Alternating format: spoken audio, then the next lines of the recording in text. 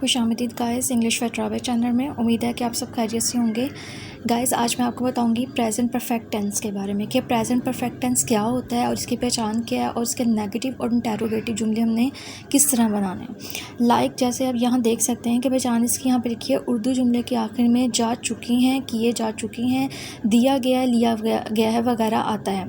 और इसको बनाने का तरीका ये है कि इसमें ऑब्जेक्ट आता है, हैज़ और हैव आता है, वर्ब की थर्ड फॉर्म होती है और फिर ऑब्जेक्ट आता है।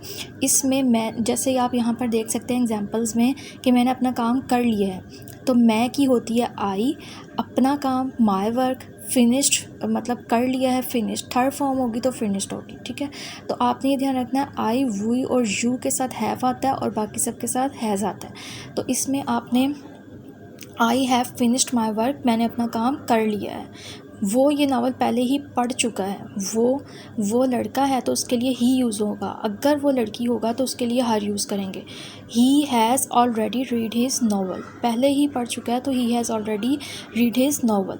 आयशा ने अपना होमवर्क कर लिया है। Ayesha has done her homework, Ayesha की आयशा होगी और सिंगल है तो हैज़ यूज़ होगा और डन लड़की है तो हर यूज़ होगा। अगर यहाँ पर लड़का होता तो हम हिम यूज़ करते। ठीक है, Ayesha has done her homework. तो सिंपल टेंसेस में आपने बस ये ध्यान रखना है, उसके साथ हैज़ और हैव यूज़ करना है। ठीक हो गया। उसके बाद है हमारा नेगेटिव टेंसेस। नेगेटिव टेंसेस में हैव और हैज़ के बाद नोट का इजाफा होगा। मतलब इसमें आप देख सकते हैं एग्जांपल्स में, जैसे मैंने अपना काम ख़त्म नहीं किया है तो I have not finished my work, मैंने अपना काम ख़त्म नहीं किया, तो इसमें नोट का इजाफा हो जाएगा हैव के बाद। तो मैं की होती है आई, अब ख़त्म नहीं किया मतलब ख़त्म किया है तो उसकी फिनिश्ड हो जाएगी, नहीं किया तो नॉट फिनिश्ड लगा देंगे। वर्क काम की होती है वर्क, तो I have not finished my work. उसके बाद है वो ये नावल नहीं पढ़ चुका है। वो ये नावल पढ़ चुका है वो हमारे सिंपल टेंसेस में हो जाएंगे। वो ये नावल नहीं पढ़ चुका ये हमारे नेगेटिव टेंसेस में होगा। जैसे I have not finished my work, अब वो है लेकिन अब ये है वो ये नावल नहीं पढ़ चुका है तो I has not read this novel. अगर पढ़ चुका है तो वो सिंपल टेंसेस में उसका हो जाएगा जिक्र, अगर नहीं का जिक्र आएगा तो वो नेगेटिव टेंसेस में हो जाएगा। नावल की नावल ही होती है, पढ़ने की रीड होती है।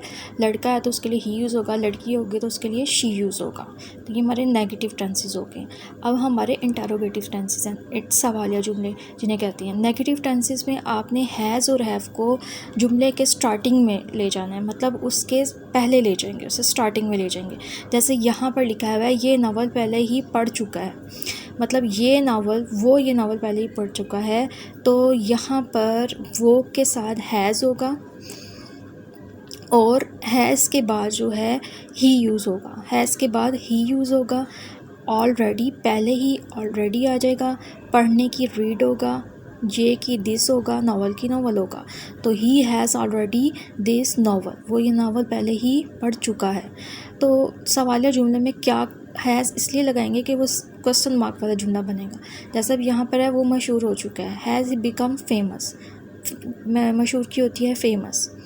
तो आज हमने जो किया है वो प्रेजेंट परफेक्ट टेंस किया है, प्रेजेंट परफेक्ट टेंस की पहचान की है, उसको बनाने का तरीका किया, उसकी कुछ एग्जांपल्स किया। तो सिर्फ सिंपल टेंसेस में आपने ये ध्यान रखना है कि ऑब्जेक्ट, उसके बाद हैज़ और हैव, मतलब हैज़ लड़के के लिए मतलब सिंगल पर्सन के लिए यूज़ होगा और हैव जो है वो मतलब ज़्यादा लोगों के लिए यूज़ होगा, जैसे आई, वो, यू, दे। ठीक है, उसके बाद वर्ब की थर्ड फॉर्म और ऑब्जेक्ट। उसके बाद जो है मनफी जुमलों में आपने ध्यान ये रखना है कि हैव और हैज़ के बाद नोट का इजाफा करेंगे, बाकी टेंसेस सारा वैसे का वैसे ही होगा। उसके बाद जो सवालिया जुमला है मतलब इंटेरोगेटिव जुमला है, उसमें आपने हैव और हैज़ को जुमले के स्टार्टिंग में ले जाना, सब्जेक्ट से पहले, यानी ऑब्जेक्ट है यहाँ पर तो ऑब्जेक्ट से पहले ले जाएंगे। यहाँ पर भी आपके पहले सब्जेक्ट होता है, ऑब्जेक्ट नहीं है, ये सब्जेक्ट होगा। तो उम्मीद है कि आप सबको समझ आ गई होगी। बाकी अच्छी वीडियोस के लिए आप इंग्लिश विद